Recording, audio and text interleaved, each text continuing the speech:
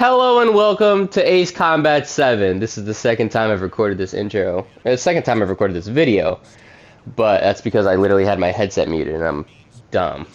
But welcome to Ace Combat 7, another game that I have recently beaten and want to tell you guys about and give my thoughts about. This game is more of a palate cleanser after playing a bigger game earlier before this, but I wanted to record this one first because I feel like this one is a little bit shorter of an explanation. But yeah, welcome to Ace Combat 7. This was supposed to be a quick run, and it really was. There was no point. Towards the end, I started to get a little burnt out just because of the game itself. But like, the gameplay, as you could see, and as you're watching, I really enjoy the gameplay. Whether it's flying with this jet, or flying with the A-10 Warthog, or the F-22 Raptor, or flying with whatever. I think they were all really cool to see and be able to see like the different variations of jets that we have. I really enjoy the flying around, and I like that you can kind of hold triangle when you're locked onto a target, or when you're onto a target that you're supposed to hit next, and you can hit triangle and it kind of just focuses on that while you, like right there, and it kind of just focuses on it while you fly around. I really enjoy that part about it too. And the jets move really well. I do admit the A-10 Warthog is slow as shit, but that's because it's not a fighter jet like these, or at least maybe that's not the classification of it, but I don't know. But yeah, I think the flying around is super fun, the acceleration, the braking, and when you're in a dogfight, it's really fun to try to zip around and try to get them. I really enjoy the way that the cutscenes look. When you get into cutscenes, it looks almost like the some old Metal Gear games. I say old, not like the really, really old ones, but like, I don't know, maybe 5, maybe 4 and 5, I don't know Metal Gear very well. But, it looks like those, where, like, the characters look okay, the graphics look okay, it doesn't really look terrible. When you're flying around, like, there's some levels that you're over a city, when you get close to the city, it kind of looks like shit. It looks like just, like, imagine a wood floor with buildings literally painted onto it. It looks like that. But, like, the jets and the flying, and when you're flying like this, and you're going through the clouds, and it muffles the music, and you're flying around, you're going supersonic, that's super enjoyable. And, like, this looks great. And it's super fun to play. And it's super fun to get through the story. And the story, I say it's super fun to get through the story. The story's okay. The story's okay. It's supposed to be a big war between these two nations, Erusia and Osea. So it's not, you have jets from the real world, but it's not the real world. You know, it's not the United States versus, fuck it, whatever. So the story essentially is, it's like, Osea is making drones from this one old dude that, like, is a really good pilot and whatnot. And, like, that's the whole thing, and then towards the end it becomes pretty much just the people versus the drones, which was a cool ending to everything. I really did enjoy the end of that, and like, the characters with the guy who we're flying as right now is Trigger. You have a lady named the Scrap Queen who I don't really like her story. Her story is kind of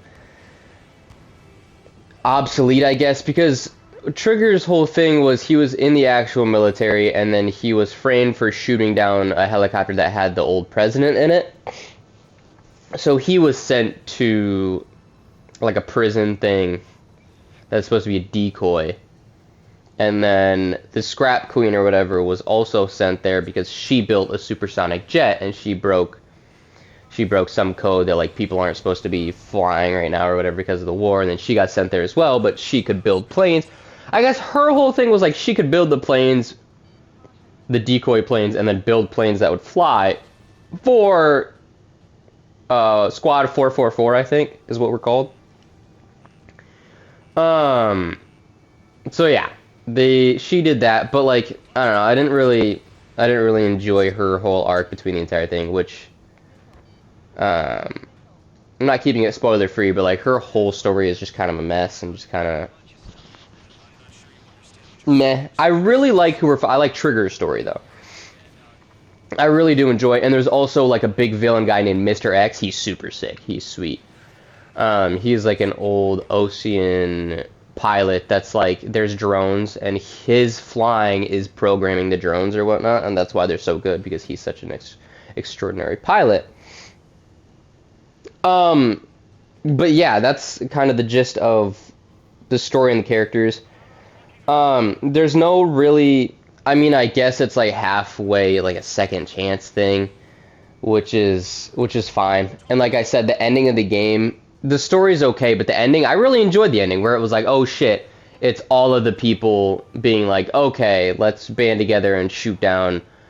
It's not called a Blackbird. I forgot what it's called. It's a giant plane that has a bunch of drones hooked to it, and it's got a bunch of like propellers, and it's got a giant shield around it, and it's pretty cool actually. And like the enemy and the drone designs and the enemy designs are pretty cool. Like it's actually pretty cool designs, like modernized, kind of like bad guy designs. I really enjoy it. It's pretty fun to watch. Pretty fun to see. I gave this game a 6 out of 10 just because of it wasn't really anything extraordinary. I think it was good, and I would recommend it if people like jets or anything like that. But other than that, the story's kind of meh. Scrap Queen's story is kind of meh. Everything else is okay. The flying is really fun. The combat is really fun. But yeah, that's essentially it. It's just not.